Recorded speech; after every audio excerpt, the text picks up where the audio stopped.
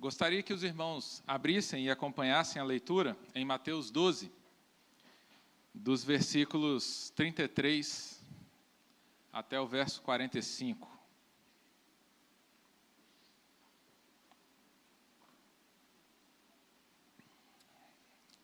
Que diz assim: Ou fazei a árvore boa e o seu fruto bom, ou a árvore má e o seu fruto mau. Porque pelo fruto se conhece a árvore. Raça de víboras, como podeis falar coisas boas sendo maus? Porque a boca fala do que está cheio o coração.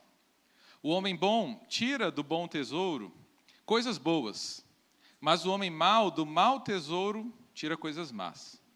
Digo-vos que de toda palavra frívola que proferirem os homens, dela darão conta no dia do juízo, porque pelas tuas palavras serás justificado e pelas tuas palavras serás condenado. Então alguns escribas e fariseus replicaram: Mestre, queremos ver de tua parte algum sinal. Ele, porém, respondeu: Uma geração má e adúltera pede um sinal, mas nenhum sinal lhe será dado, senão o do profeta Jonas. Porque assim como esteve Jonas 3 dias e 3 noites no ventre do grande peixe, assim o Filho do Homem estará 3 dias e 3 noites no coração da terra. Ninivitas se levantarão no juízo com essa geração e a condenarão, porque se arrependeram com a pregação de Jonas. E eis, aqui está quem é maior do que Jonas. A rainha do sul se levantará no juízo com essa geração e a condenará, porque veio dos confins da terra para ouvir a sabedoria de Salomão. E eis aqui está quem é maior que Salomão. Quando o espírito imundo sai do homem, anda por lugares áridos, procurando repouso, porém não encontra. Por isso diz: Voltarei para minha casa, de onde saí. E tendo voltado, a encontra vazia, varrida e ornamentada. Então, vai e leva consigo outros 7 espíritos, piores do que ele, e entrando, habitam ali. E o último estado daquele homem torna-se pior do que o primeiro. Assim também acontecerá a essa geração perversa. Que Deus aplique essa palavra nos nossos corações, que Ele ilumine a nossa mente para que possamos receber e entender da parte dEle o que Ele tem para falar para nós. Amém? A palavra dita e a flecha lançada não volta atrás, já dizia o ditado, né? Nos momentos de crise, ansiedade, raiva, nervosismo, sofrimento, eliminam de nós algumas travas na nossa mente e a gente acaba falando mais do que a gente gostaria. Apesar de acharmos justificativa para essas coisas, essas palavras, elas demonstram o verdadeiro estado do nosso coração. O descuido com as palavras acaba por revelar as fraquezas e a natureza genuína do nosso caráter. E com o desenvolvimento tecnológico, o acesso às redes sociais e uma falsa sensação de anonimato, além de falar, algumas pessoas digitam e postam coisas que não postariam ou digitariam se tivesse frente a frente com as outras pessoas. Nesse trecho do livro de Mateus, Jesus está respondendo a mais um questionamento dos fariseus. Na verdade, ele está aqui explicando uma suposição. Os fariseus haviam dito que ele expulsava demônios por meio de Belzebu, ou, na verdade, eles estavam dizendo que Cristo era o próprio diabo. Porém, Jesus os adverte de que um reino dividido contra si mesmo, ele não subsiste. Por isso, ele não expulsa demônios por Belzebu, mas pela autoridade que lhe foi confiada por Deus Pai. Conhecedor dos corações dos fariseus, ele faz alertas, ensinamentos, além de colocações que vão direto no coração dos fariseus e atingem o âmago dos fariseus. Porque esses homens falavam de coisas que eles não sabiam. Por isso Jesus alertou que pelas suas palavras eles seriam condenados. O tema que a gente tem estudado durante esses domingos é o Rei entre nós. E o Rei entre nós, ele esteve e ele está entre nós para nos revelar os desejos do coração, para trazer luz àquilo que nós desejamos, pensamos e sentimos. E diante disso, vamos pensar hoje, vamos tentar extrair algumas lições desses textos e desses trechos e pensar sobre o coração e as suas palavras. Será que é possível conhecer o coração de uma pessoa pelo que ela fala, ou nos dias atuais, pelo que ela digita ou o que ela posta? Então, no primeiro ponto, nós vamos pensar sobre o que é o coração e o que são as palavras, que é o que a gente leu do verso 33 até o verso 37. Então, acho que o primeiro ponto que a gente pode entender é que o coração ele é uma raiz. E as palavras vão ser os frutos, que é o que a gente vê no verso 33. Ou fazei a árvore boa e o seu fruto bom, ou a árvore má e o seu fruto mau, porque pelo fruto se conhece a árvore. Os irmãos aqui que consomem frutas no dia a dia, às vezes vão lá no mercado, compram uma melancia. Você come a melancia, docinha. Nossa, que melancia boa. Melancia acaba num tempo. Você vai no outro dia e fala, vou comprar outra melancia. Acabou, tem que comer mais. Aí você compra a melancia, está aguada, está ruim. Do fruto, a gente conhece a planta.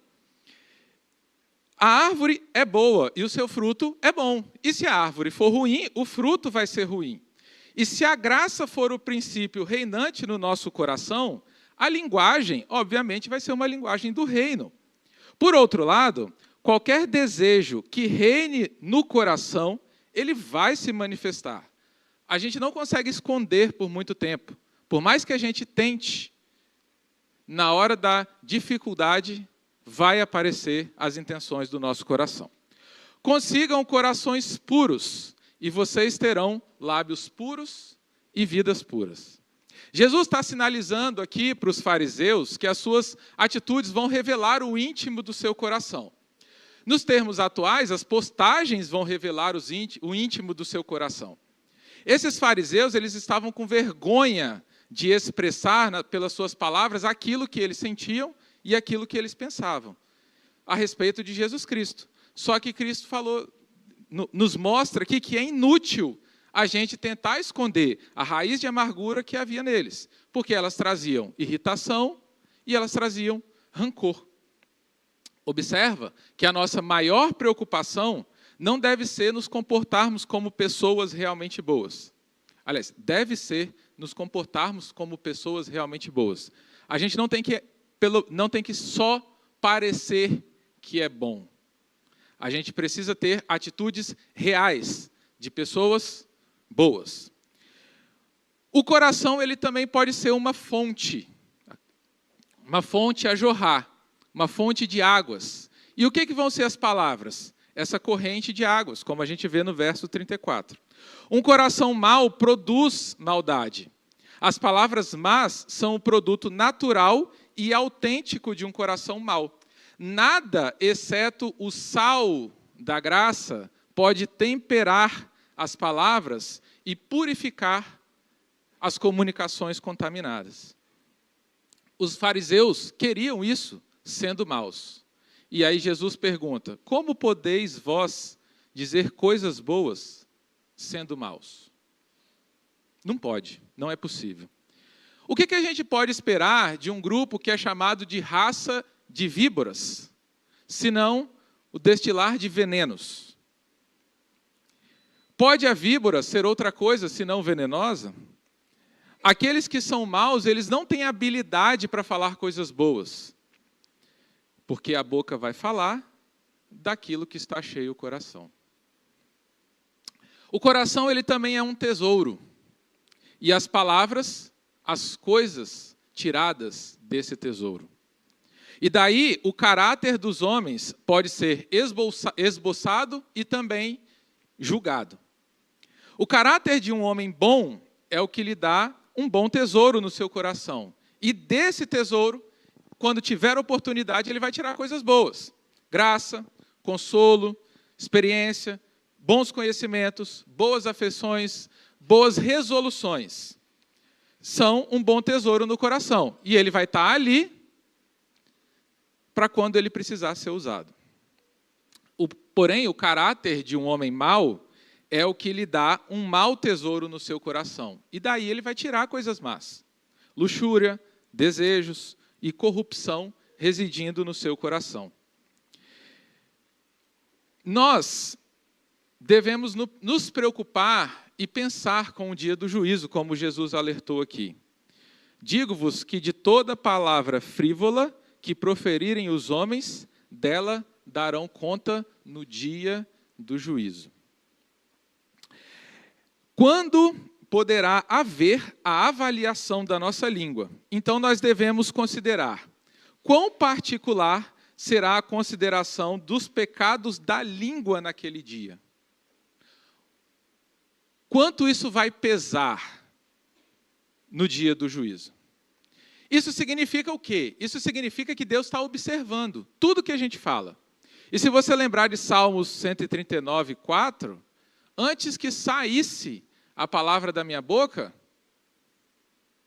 Deus já conhece. A conversa inútil, ociosa, impertinente, ela é desagradável a Deus. Aquela que não leva a nenhum objetivo, que não serve para edificar, é o produto de um coração insignificante e vão. O teor constante do nosso discurso, se for gracioso ou não, vai ser uma evidência a nosso favor ou contra nós, no dia do juízo. Aqueles que parecem ser religiosos, mas não dominam a sua língua, precisam atentar para as seguintes palavras, que está lá em Tiago 1,26. Se alguém de vós cuida ser religioso e não refreia a sua língua, antes engana o seu coração, e a religião desse é vã.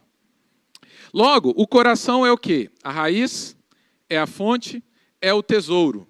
E a palavra, o fruto, a corrente e as coisas tiradas desse tesouro. E o coração, esse coração que é fruto, que é raiz, que é fonte e tesouro, ele revela algumas coisas para nós. E a gente vai ver agora do verso 38 ao 42, que um coração cheio de amargura, ele vai revelar uma incredulidade. Veja que os fariseus já chegaram aqui chamando Jesus de mestre, como se eles fossem servos. Eles não eram. Eles fingiam que tinha algum respeito por Jesus, mas eles eram incrédulos. Qual o objetivo deles? Pegar Jesus em alguma falta, para que pudessem condenar a Jesus. E Jesus responde com palavras duras: geração má e adúltera. E nota que Jesus aqui não fala apenas para aqueles que estavam ali perguntando, ele fala de uma geração má e uma geração adúltera. Todos os judeus ele estava colocando aqui no pacote. Por que eles eram uma geração má? Porque eles estavam unidos para maltratar Jesus e desfazer da obra de Cristo na terra. Por que era uma geração adúltera? Porque eles estavam procurando sinais da sua própria invenção, não sinais que Cristo estava mostrando. E isso é adultério. No verso 38, eles pedem aqui um sinal para quê? Para tentar pegar Jesus em alguma falta. Mas, veja que conforme a gente veio estudando os capítulos anteriores e os textos anteriores, Jesus deu vários sinais. Jesus curou, Jesus expulsou demônios, Jesus libertou, perdoou pecados. Mas isso não era suficiente? O que mais eles queriam? Eles já tinham visto, será que o necessário? Por que então que eles estavam pedindo um sinal? É natural do homem arrogante exigir de Deus e fazer disso uma desculpa para não acreditar nele. É possível que o sinal que os fariseus pediram para aceitarem Jesus como Messias era alguma coisa diferente daquilo que Cristo estava mostrando. De sorte que não haveria nenhum engano quanto à possibilidade de ser uma obra de alguém que pudesse ser considerado como um homem comum, dotado de algum poder mágico. Em Mateus 16:1, em uma situação parecida, os fariseus pedem um sinal vindo do céu. Porém, Jesus sempre insistiu que as suas obras deveriam ser suficientes para levar os homens ao arrependimento e uma vida de fé. Então, ele assevera enfaticamente que não vai ser dado nenhum sinal que os fariseus queriam, senão quando Jesus fosse levantado dos mortos. Embora Cristo esteja sempre pronto para ouvir e atender às nossas orações e aos desejos verdadeiros, ainda assim ele não satisfará luxúrias pervertidas e caprichos. Aqueles que pedem errado, pedem e não recebem. Os sinais, quando a gente olha para a Bíblia, as histórias e os textos bíblicos, eles foram concedidos para aqueles que queriam uma confirmação da sua fé, não para pessoas que queriam testar, não como pessoas que exigiam um sinal como uma desculpa para a sua incredulidade. E aqui Jesus dá 2 exemplos de sinais. Primeiro, o sinal de Jonas, porque no verso 40, no final do 39, né, e o 40, mas nenhum sinal lhe será dado, senão do profeta Jonas. Porque assim como esteve Jonas 3 dias e 3 noites no ventre do grande peixe, assim o Filho do Homem estará 3 dias e 3 noites no coração da terra. E o outro sinal é o sinal da rainha do sul, que é a rainha de Sabá. Então, a pregação do profeta foi usada para quê? Para que uma cidade inteira se arrependesse. E a rainha do sul veio de longe para ouvir os ensinamentos de Salomão.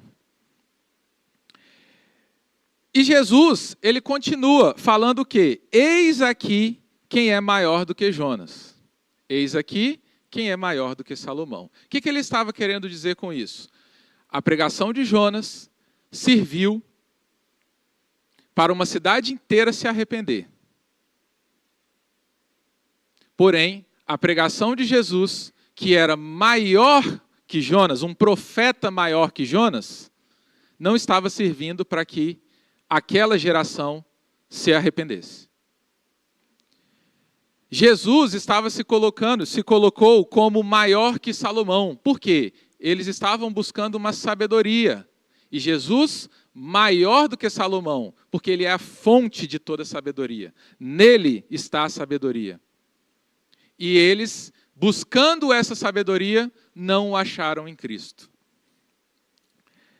Deus, na sua misericórdia, ainda vai dar para eles um sinal, que é o sinal de Cristo ressurreto. Seria uma prova de que Cristo é Deus. E se ainda assim não crescem, nada os faria crer. E se não crer, serão condenados. E olha que interessante essa passagem, que Cristo mostra por quem essa geração seria condenado.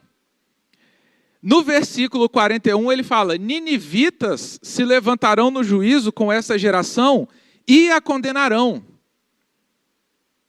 No dia do juízo, vão ter lá os ninivitas, e vai ter essa geração, que Jesus chamou aqui de geração má e adúltera. E eles serão condenados pelos ninivitas. Gentios que se arrependeram dos seus pecados vão condenar judeus, fariseus, por causa da pregação que eles não ouviram e porque eles não se arrependeram. Porque eles são como sepulcro caiado. Bonitos por fora, podres por dentro. Se acham justos aos seus próprios olhos. Eles querem se levantar nas praças, nas sinagogas, orar, para se mostrar para as pessoas, para serem vistos. Mas são hipócritas e estão com o coração cheio de maldade e de amargura. Essa geração má e adúltera vai ser condenada pelos, como continua o texto. A rainha do sul se levantará no juízo com essa geração e a condenará. Porque a rainha do sul veio dos confins da terra buscar sabedoria. E eles, com a fonte da sabedoria ali, não se arrependeram. Eles serão condenados por gentios que se arrependeram dos seus pecados. A caminhada cristã, meus irmãos, não é fácil. Andar na contramão é muito difícil. A gente esbarra em um, esbarra em outro, desvia do caminho, muda a rota. Tomar decisões na vida é muito difícil. Mas nós temos um exemplo aqui. a rainha de Sabá, a rainha do sul, como fala o texto. Ela veio de longe buscar sabedoria com Salomão. Ela não sabia se ela seria recebida. Ela não sabia se de fato aquilo poderia ser verdade, o que as pessoas estavam falando. Porque normalmente as pessoas aumentam quando vão, né, falar de alguma qualidade, elas acabam exacerbando e falando mais do que aquilo que realmente é. Só que ela veio de longe. Dias de viagem para buscar orientação com Salomão. Hoje, a gente não precisa de dias de viagem para buscar a fonte de sabedoria. Cristo é a fonte de sabedoria. Você está desorientado? Você está meio perdido? Você não sabe muito bem para onde vai? Cristo quer te orientar. Cristo é o caminho, é a verdade, é a vida. Se achegue a Deus, busque orientação, busque a revelação de Cristo na sua palavra. Ore incessantemente. Busque o discipulado. Permita que os irmãos da igreja sejam usados para te ajudar na caminhada cristã. Não ande sozinho, meu irmão. Não ande sozinho. Os fariseus estavam ouvindo o evangelho direto da boca de Cristo. E eles não se arrependeram. Você, como é que você vai agir quando ouvir o evangelho? Quais vão ser as suas atitudes quando você souber que vai ser condenado por gentios que se arrependeram e você com dificuldade para se arrepender? Jonas, como Cristo citou aqui, fez um convite para a cidade de Nínive, que é o convite que eu faço hoje a você. Arrependa-se. Só tem um convite a fazer. Arrependa-se. Encher o coração de amargura é fácil. É só a gente olhar para a vida. A gente olha para tudo que acontece, a gente vê as notícias, o coração pesa, o semblante entristece.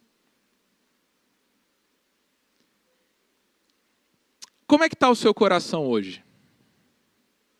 Como é que está a sua mente hoje? O mundo está difícil, cada vez mais difícil. Como é que está a sua vida hoje? Como é que está a sua vida com Cristo?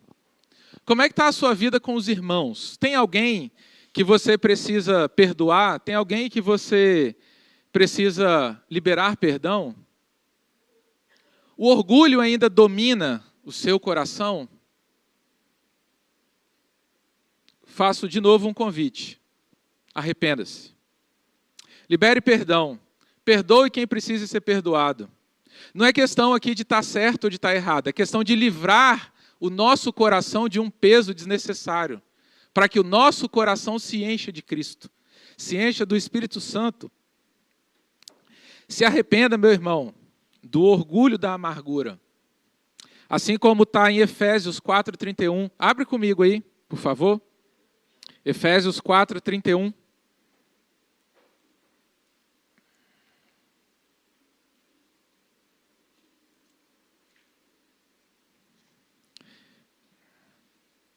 Efésios 4:31 fala assim: longe de vós, toda amargura e cólera e ira e gritaria e blasfêmia, e assim como toda malícia. Longe de vós. Se arrependa, meu irmão. Se arrependa. Não sejam como os fariseus, bonito por fora, oco por dentro, vazio. Busque se encher com o Espírito Santo, porque como Provérbios nos ensina, um coração alegre formoseia o rosto. Encha-se do Espírito Santo. O terceiro ponto que eu gostaria de tratar com os irmãos está aqui do verso 43 ao verso 45. E a lição que eu gostaria de tentar extrair desses versos é: um coração vazio revela uma indiferença ao Evangelho.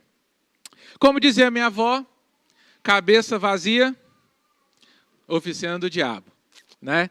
Esses versos, eles mostram isso. Mostram um pouco desse verso, dessa sabedoria que vem lá dos antigos, né? Após Jesus expulsar os demônios de um cego, que era cego e mudo, e que voltou a ver e a falar, ele explica como é que fica o coração de uma pessoa. Arrumado, limpo, organizado, ornamentado. A pessoa ainda faz uma decoração. Está lá bonitinho. Só que esse coração ele está esperando alguma coisa. Ele está esperando você tomar uma atitude de encher esse seu coração com o Espírito Santo. Porque se você não encher esse coração com o Espírito Santo, espíritos imundos voltarão. E voltarão muito pior. Veja que, nesses versos, a gente pode entender também que a pessoa não fez nada. O coração está vazio e ficou lá vazio.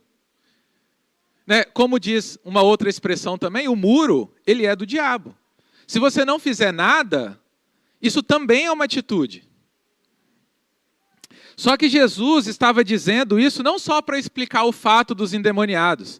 Ele estava dizendo também para os fariseus, para aquela geração que ele chamou de má e adúltera. Talvez eles não estivessem entendendo que era para eles a mensagem. Seus corações estavam vazios, prontos para serem usados por Satanás. E, na verdade, eles estavam sendo usados por Satanás. Seu objetivo, perseguir e matar Jesus. Um coração vazio abre espaço para todo e qualquer tipo de maldade que o ser humano possa pensar e praticar. E quando a gente olha para as notícias e coisas que a gente vê no nosso dia a dia, a gente fala assim, não é possível. A gente acha que já viu de tudo e quando vê, não é possível. Essa semana teve um fato. A moça levou o seu tio, o tio Paulo, e aí você olha para essa situação e você fala assim, meu Deus, não é possível. Não é possível.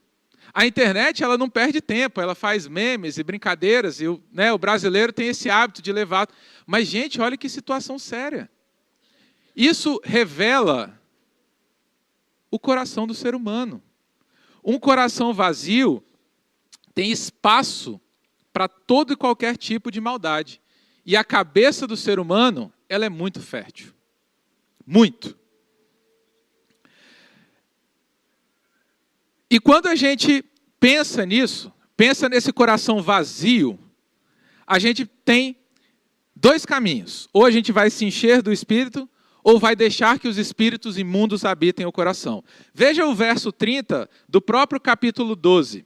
Fala assim, quem não é por mim, é contra mim. Quem com amigo não ajunta, espalha. Na batalha entre Deus e o Espírito Santo, meu irmão, não tem neutralidade. Entre Deus e Satanás, desculpa. Na batalha entre Deus e Satanás, não tem neutralidade. Não tem, é impossível. Ou você está com Cristo, ou você não está com Cristo. Não existe meio termo, não existe eu estou mais ou menos, não tem mais ou menos. Ou você está com Cristo, ou você não está com Cristo.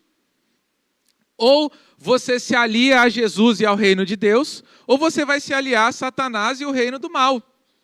E aí você vai, como você está aliado ao reino do mal, você vai tentar impedir que pessoas aceitem a Jesus, como os fariseus fizeram aqui durante essa história. Impedindo que pessoas chegassem, impedindo que pessoas pudessem ser filhos do reino. A menos que o Espírito Santo resida no seu coração, os espíritos ímpios podem entrar nele, como a gente vê em Romanos 8, versículo 9. Se as pessoas não se entregarem ao rei cujo poder já experimentaram, seu estado final vai ser pior do que era antes. E a gente pode pensar no arrependimento como sendo um tipo de exorcismo. Porque ele envolve expulsar um demônio. Qual demônio é esse? O demônio do egocentrismo. Porém, se a conversão a Deus do ego pecaminoso que constitui o arrependimento há de ser alguma coisa mais do que um fenômeno temporário, o homem exorcizado tem que ser dominado, controlado de uma vez por todas por esse Espírito Santo, por um novo Espírito. De outra forma, os demônios vão voltar e vai ser pior do que antes. E ele vai voltar com reforço.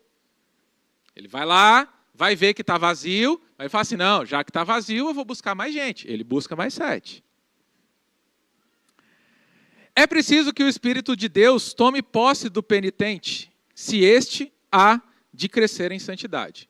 Muitos dos que se tinham arrependido como resultado da pregação de João, e também muitos que tinham respondido à chamada feita por Jesus ao arrependimento, depressa caíram. Por quê? Porque não produziram frutos dignos de arrependimento. Ademais, ter visto o Messias e ter provado a boa palavra de Deus dos seus lábios, ter experimentado, ainda que num grau mínimo, o reino de Deus, eles rejeitaram. Tornaram a geração de Jesus uma geração má. Uma geração mais iníqua do que aquela que estava antes da vinda de Cristo. A exigência de um sinal era em si um sinal da sua iniquidade, da sua incredulidade e um desprezo pelo Evangelho. Como já dizia a música, o vazio no peito é do tamanho de Deus. Só Deus pode preencher esse vazio. A gente tenta, com o trabalho, com a família, com as conquistas.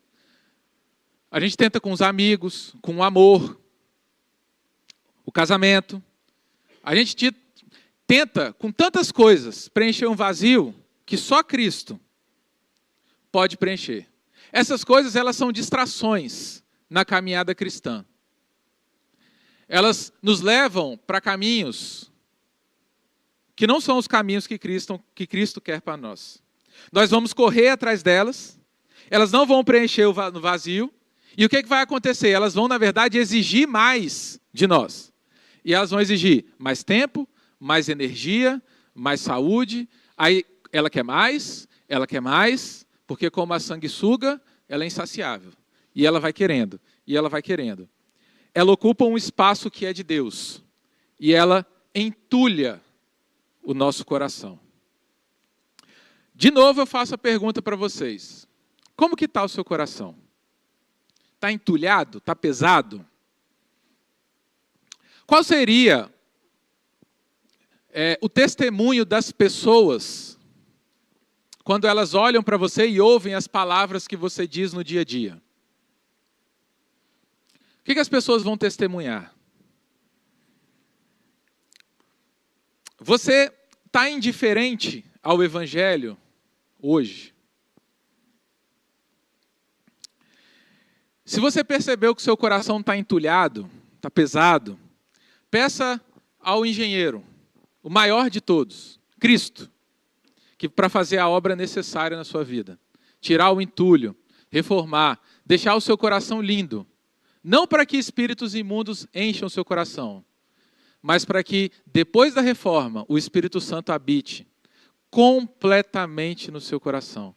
E você se encha desse Espírito, e você possa se encher tanto, que você vai falar com salmos, hinos e cânticos espirituais, dando a Deus glória, dizendo que Ele é santo, santo, santo, louvando, adorando, sendo testemunha onde você for. Cristo quer fazer isso com a sua vida. Em Mateus 6 também, a gente encontra um verso que fala assim: porque onde está o teu tesouro, aí estará o teu coração. Do que você tem preenchido o seu coração? Quando você passa horas e horas na frente do celular, maratonando séries, vendo TV, do que você tem permitido encher o seu coração? Nas conversas com amigos, colegas de trabalho, de faculdade, nas conversas do dia a dia, o que você tem permitido entrar pelos seus ouvidos? O que você tem permitido entrar pelos seus olhos e encher o seu coração. As falas e as atitudes de uma pessoa revelam, de fato, o que há dentro do seu coração. E mais uma vez, eu convido os irmãos, examine-se, como a gente sempre lembra aqui no momento da ceia. Examine-se, pois, o homem a si mesmo.